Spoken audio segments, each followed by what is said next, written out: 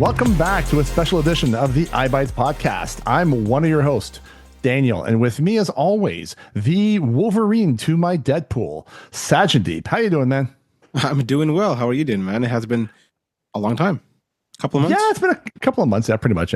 We've been a bit busy, and I figured, well, you know what? It's Christmas Eve. Let's get something out. Just a very quick episode, just to say, hey, everybody, and quickly talk about a couple of things that we came across our desk the last couple of months, and just talk about the holidays and that kind of stuff. Yeah, I mean, nothing crazy in tech that happened. I guess. I mean, we got a few updates, but that's about it. We can dial in a little bit, but it's mainly a holiday episode.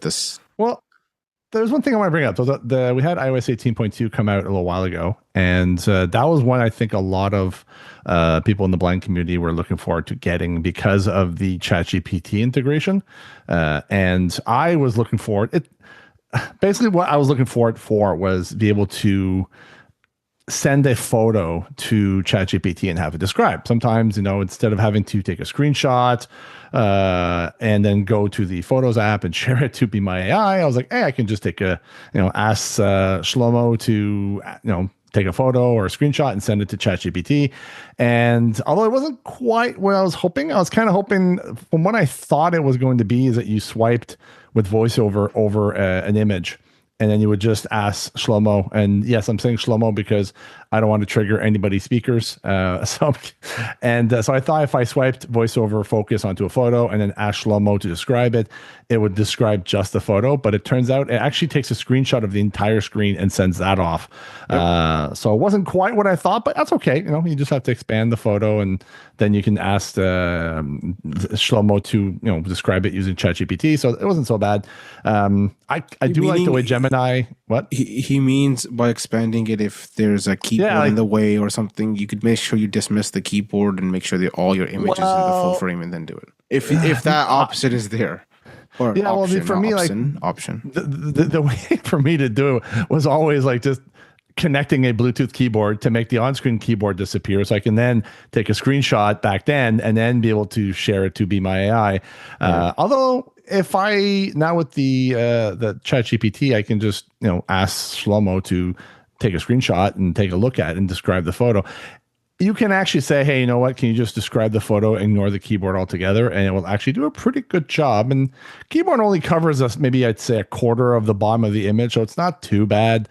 But it's better than nothing. I do, although I don't have a lot of experience, I do like Google's integration of Gemini in the Pixel phones, because apparently you can just swipe to an image and then do the right angle gesture to open up the talkback menu and then send it to Gemini. But I have no Pixel, so I really can't. You know what I just realized what you could do, Dan? Mm-hmm. Okay, so if you go on any image, it basically puts the cursor, like the voiceover cursor, on the image, right? Even regardless if the keyboard is above it or taking covering up the image. You can go, you know how you have the rotor and you can go look for explore image or explore photo? What that does is it basically zooms in the image into like full screen. And then you could ask Siri to like describe it to you. Also, they use the image item in the rotor and then navigate up and down through the images. I don't know what it's exactly called, but there is a feature there. It's for explore image. So like even like a small little check mark. Yeah. So even like a small check mark in some sort of settings, I found that it would voiceover will say explore image, and then it will basically zooms in the whole entire thing without the keyboard, without nothing. It's pretty much in Facebook. The reason why I was excited about this setting is yes, I am a single bachelor and I am on some online dating websites, and one of them is Facebook dating. And sometimes I like to have a description of the image to know, if the person has red hair, blue hair, yellow hair, or blonde, or just, kind of give me an idea what the person looks like. And unfortunately, it's always been a bit of a tricky thing before, having to take a screenshot with a Bluetooth keyboard connected so the on-screen keyboard disappears. So I'll actually try that to see if I can make that work and maybe improve. I'll try it during the holidays. But anyway, so that we had the 18.2 ChatGPT integration, which is kind of nice. Still not quite as what I thought. I was hoping it'd be a little bit better than that, but Apple's slow to rolling it out. There is one thing though that I am looking forward to, and I think we might have talked about it the last episode when Apple had its Mac event, the Mac Mini. I am really, really tempted to buy one now. Like, yeah, I know it's a really good Mac for 900 Canadian dollars with taxes. The base model, I'm like, it looks pretty good. And there is a person, I blank on the name. It's Max, is it Maxoff Solutions or something? And it's a gentleman on YouTube, and he actually had some videos on connecting an external hard drive to a Mac Mini and then configuring your Mac so your home folders are all on the external hard drive, and how to set that up. So you can basically just have the base model and then hook up like a 2 or 4 terabyte network, not network drive, but attached drive, and then just put all your default home folder to that, and then just use the internal storage for basic stuff, and then have a. So I don't know, I'm tempted, but I do want to get one because there are a couple of apps that I want to play, like Farrago, and I think there's another one from Rogue Amiga besides Farrago. I'm blank. Yeah, they have Farrago, which is apparently very accessible, and it's a soundpad type of software. But there's another one I'm blanking on. Is it Loopback or something? Or it's like you can connect audio sources to and connect them in other apps or whatever. I'm blanking on the name. I apologize. But yeah, so that is very tempting. So maybe hopefully during the holidays, if I'm on the nice list for Santa, I might go buy myself a Mac Mini. But other than that, like I said, not much going on. Like you said, we've had Google Gemini had 2.0 on the web. Apparently, I think it's aistudios.google. I'm not too sure. I'm blanking on the name, but Google has their own Gemini on the web that you can have video description now. They have an app now on the phone. Yeah, they have the app, but I don't think the video live description is on the app yet. It's only on the website. But of course, like all the others, ChatGPT integrated that. I think it's only with ChatGPT Plus or Pro that you can get the live video description. And then, of course, Meta is supposed to bring in that to the Meta Ray-Bans, which I haven't gotten my pair back from the repair shop, so I'm still bummed about that. And of course, I'm. When was the last time you sent that email to them? I think it was been over a month ago since I sent them out because they broke. So. No. I mean, last time you contacted them to see where it's at. A couple of weeks ago. Ray-Ban apparently had them, so I'm just waiting for them, I guess, to send another pair or something. So. I guess the half of the holidays you can ask again. But. Yeah, but no, other than that, it's. I don't know if you've tried the live video stuff from Google Gemini or from ChatGPT. I didn't pay for any of them yet. Again, well, no, Gemini is free. Gemini is free. Okay, I downloaded the app, but I never logged into it yet, so I didn't get a chance. No, you can go. You have to go to the website. The live video is not in the app; it's only on the website. I think our friend Nolan. Just said that. Shout out to Nolan, our friend who apparently is a big listener. He told us about it in our group chat, and the website apparently. I blank on the name of the website, but yeah, if you go, just search for it. I think it's aistudios.google.com. I think. /live. I could be wrong, but yeah, he told us about it, and I haven't played with it. I just resubscribed to ChatGPT Plus for a month to try out the ChatGPT version. But yeah, it's slowly rolling out to all of them. So is it cool? Have you tried at least any of them? With the ChatGPT one, it wasn't like monitor and then let me know. I think I remember hearing a demo on Double Tap Canada where somebody had done the Celeste glasses and they were showing them walking on the sidewalk with the Celeste glasses, and it was telling him everything as he was walking. It's not quite like that. I know Sean did a demo of the Google Gemini version on the web, and it kind of worked, but you constantly have to interact with it all the time. It's not like just, hey, monitor the camera and tell me if there's any obstacles, and then stop and then let it do its thing. Like, you constantly have to talk to it. But again, I haven't tried it to go for a walk, so that's something. Maybe when I get my Meta Ray-Bans back, maybe. But for now, it's like I haven't tried that. So, but it's the next step forward to getting to what the Be My AI demo earlier this year was, with the live description as it's happening. So it's hopefully we get there eventually, but it's we're getting there. Other than that, anything else? I don't know if you have anything else you want to talk about, like any new toys, or you got big plans for the holidays. No, I don't have any good plans or any good exciting any exciting. No good plans. Just No exciting plans. I mean, I did order a sit/rise desk, or sit and sit stand desk. Thank you. Yeah, a sit and stand desk.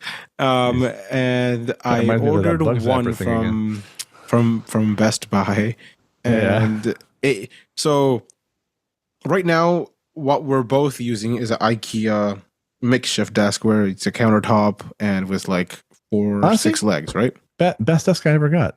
It's nice, right? It's huge, and a little bit wobbly though, but a little bit wobbly on my carpeted floor. I don't find it wobbly. I guess because mine, the walls on either side are like right against it too. So I think there's some sort of friction in that way, so it doesn't move side to side or anywhere. But I would like to have a stand desk, and I can't sit for too long. There's my watch. Sorry.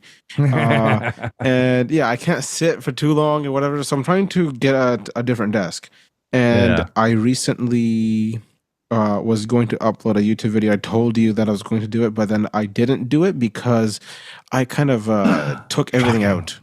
I was going to do a video on basically if you're on iOS 18.2 and you were on iOS 18.1 and you turned on Apple Intelligence in Canada, you had to change your language to US, your Siri language to English US.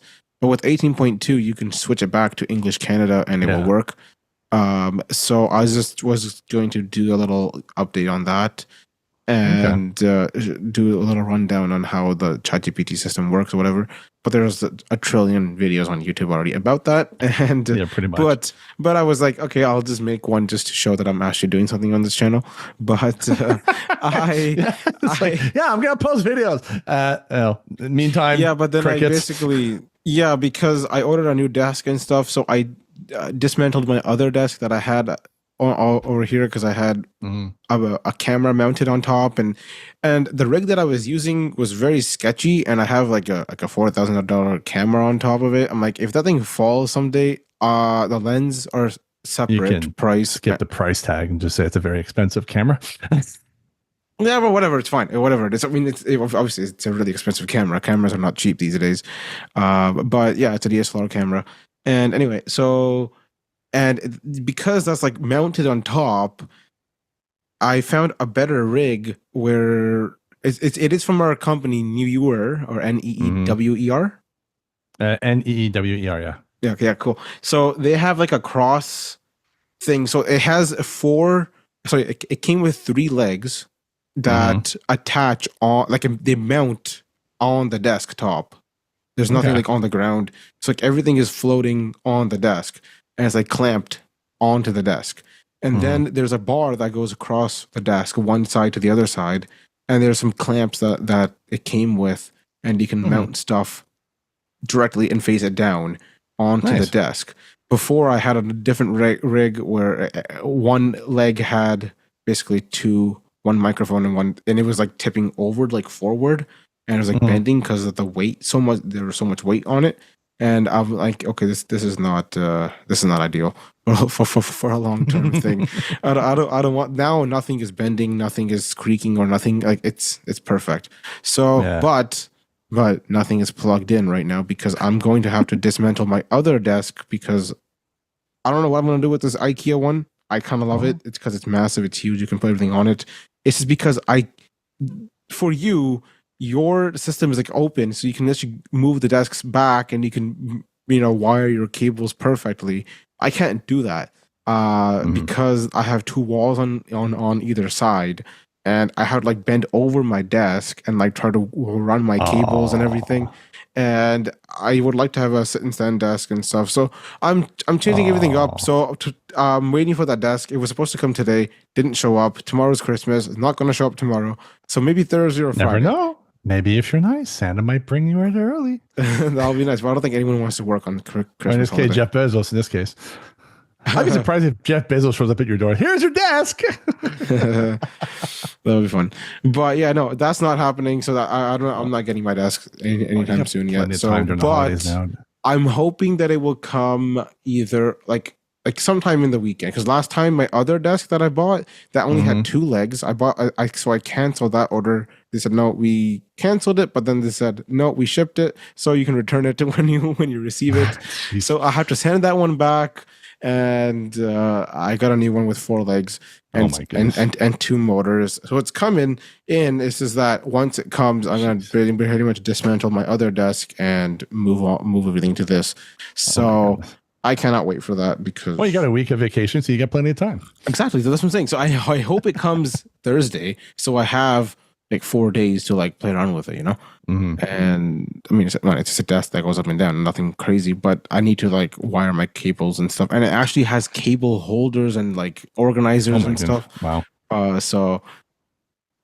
done talking. Yeah, I had one at the office assistant that like they got me 2 L-shaped ones, and we just put them together to make one big U-shaped desk. And the only bummer part is like they were like where the bottom part of the U, that's where they were separated. So if I raised one, like I couldn't raise it all in one shot. It was like half at a time. So I couldn't put my computer monitor or anything like that right in the middle. I had to put it off to the like one of the corners. And that way, when I raised my desk, the whole like my phone and my work computer, my tower, my monitor, my key, everything, just make sure that you give yourself plenty of cable length, because if you so basically what I'm planning on doing is raising the desk first, and then setting my cables up, and then just lowering it, and then raising. Yeah, because I had done that where it's like I just set everything up, and I started raising up my desk, and next thing you know, something tipped over, and I was like, oh crud! So I was like, I had to readjust all my cabling. But yeah, for me, like I kind of miss my sit-stand desk, but the problem is I also don't have a big office here, so it's hard for me to have, if I put that U-shaped desk I had at the office, I would have no room to move in my room. But next year, if everything goes well, I'm looking at maybe buying a house, so I might have more room. So we'll see next year how things go. But awesome. That's what's going exciting. Yeah, it'd be nice. Yeah, there's already a couple of things. Like I saw a couple of things the last couple of months I want to buy, but I'm like, I don't have room to put it now, so I'm going to wait till next year. If I'm lucky enough to buy a house, maybe I might get these things. So like, there's a thing called the Bartesian. It's a company that makes, so it's like a Keurig type of machine, but instead of for coffee, it's for cocktails.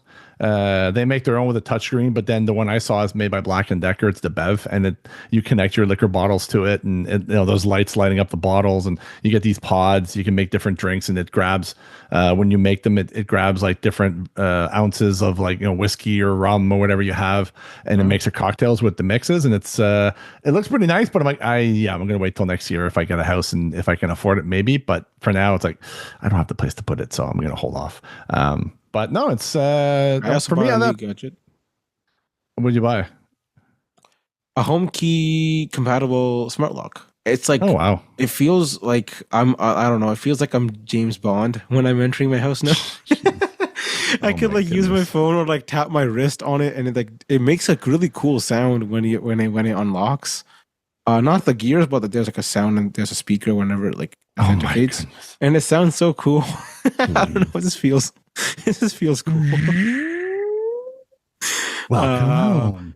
But no, hey, by the way, if you're curious on which one I bought, it's called the Aqara, so AQAR. AQARA, Aqara, and then the model is U100. They have a U200 now, but a U100 and a U50 are pretty much the same thing, but the U50 does not have a fingerprint reader. The U100 has a fingerprint reader, so that you can unlock it with your fingerprint. I think you can hold up to 50 fingerprints, or 500 fingerprints. I don't know, something 50 or 500. One or the other. I know it had a 5 in it. I'll stick with a dumb lock. No, it's actually kind of cool. And then I think August, the one that I sent you, that one's pretty cool. So if you don't want to have a smart lock, technically you could just take it off when you're like leaving for like vacation or whatever. And then if you're every day of using it, you can just put it on the back of your thumb turn. It like clamps on, and then whenever you're accessing your house, you could just tell Siri or whatever, because it's HomeKit compatible and everything. And when you ask you to unlock, it basically turns the knob for you from the inside. So it's nicer if you're, I guess, living in an apartment and they don't allow you to use smart doors or whatever. So you could just, or smart locks. So you could use that method. But I'll stick with my dumb lock. Thank you very much. I think we're interested in it. Yeah, maybe, but honestly, like when it comes to these Fandango new toys, I'm like, I don't know. I'd rather just stick with simple, unless if I absolutely need, like I have a problem and I need the solution for it, then I might look for it. But I don't have a problem with my lock, so I don't need to make it smart just for the fun of making it smart. So, if I don't have a problem with my lock, there's no point in changing my lock. So I'll leave it as is. But no, that's, going to talk about the holidays. Like for me, I don't have anything either. I got family coming over tomorrow. Apparently I'm hosting Christmas this year in my, that's not anything, dude. You're doing a lot. My tiny little condo. It should be fun. Next year, like I said, if I have a house next year, I told them I'm doing it again because I'll have more room next year. But this year it's in my little condo. So everybody's coming over tomorrow. We're having Christmas dinner and we're going to spend some time, play some games, and yeah, it should be a lot of fun. And the rest of the week, it's like, I'm off for like 2 weeks. I'm like, yeah, just going to chill and listen to some old classic. Like I just finished watching Frosty the Snowman. Yes, I did watch some cartoons. Give me a break. They're cartoons from the 70s and 80s. I think the Frosty is probably the 80s. And I was watching Rudolph the Red-Nosed Reindeer from Rankin Bass. That was a 1964 cartoon or show. Actually, it was like, I think it was like stop motion. But yeah, it's like these are old stuff I used to watch when I was like a wee little lad in the 80s. So I have a tradition every year. There's a few select movies I watch, which is, like I said, Rudolph the Red-Nosed Reindeer. I watch the Frosty the Snowman. I also watch Charlie Brown's Christmas. And of course, my two favorite ones of all time, National Lampoon's Christmas Vacation. That is a must watch. It's hilarious, it's funny, and it's a classic Christmas movie. And of course, for tradition, I also watch Scrooge with Alistair Blair. That's I think it's 1950s. But it's because when I was a kid, we used to go to midnight mass, and then we'd come back, and then my brother and my dad we'd all grab like a piece of meat pie, and then we'd sit at the TV at midnight and watch this film that used to play on TV every Christmas. So I used to watch this. So for me, it's a tradition now that I watch that movie every Christmas. So it's nice. It's a good time. But other than that, there's not much else new. So I guess we could leave it there. We probably won't be back until maybe end of January, maybe February, because I might be starting new work on January. So I might be kept a little bit busy. But no, other than that, I don't know if you have anything else to add or. No, I think that's good. Yeah. All right. Well, hope everybody out there has a wonderful holiday seasons. Merry Christmas, Happy New Year, Happy Hanukkah, Happy Kwanzaa, whatever holiday you celebrate. I hope you have a wonderful, safe, and joyful holiday season. And we will catch you guys in the new year.